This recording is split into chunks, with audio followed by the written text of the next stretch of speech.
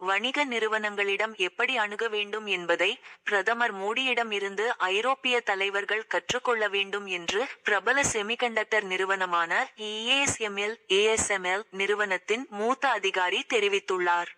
நெதர்லாந்தை தலைமையிடமாக கொண்டு செயல்படும் ஏஎஸ்எம்எல் நிறுவனத்தின் தலைமை நிர்வாக அதிகாரி கிறிஸ்டோ பவுகெட் சமீபத்தில் பிரதமர் மோடியை சந்தித்து 2 மணி நேரம் ஆலோசனை நடத்தினார்.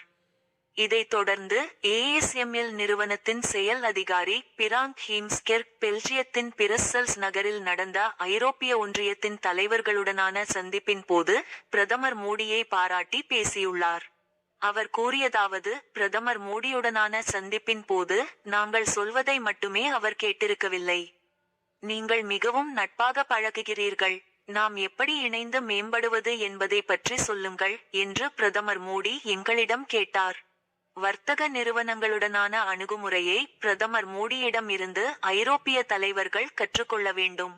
அரசியல் தலைவர்கள் முதலீடு செய்யும் நிறுவனங்களுடன் அமர்ந்து பேச்சுவார்த்தை நடத்த வேண்டும். இவ்வாறு அவர் கூறினார்.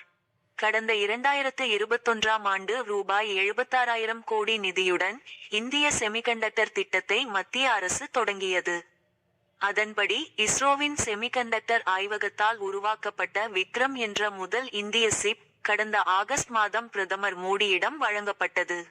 தொடர்ந்து இந்தியாவில் தயாரிக்கப்பட்ட சிப்கள் இந்தாண்டு இறுதிக்குள் சந்தைகளில் விற்பனைக்கு வரும் என்று கடந்த சுதந்திர தினத்தன்று பிரதமர் மோடி அறிவித்திருந்தார். இந்நிலையில் உலகளவில் பிரபலமான செமிகண்டக்டர் நிறுவனம் பிரதமர் மோடியை பாராட்டியிருப்பது உலக நாடுகளின் கவனத்தை பெற்றுள்ளது.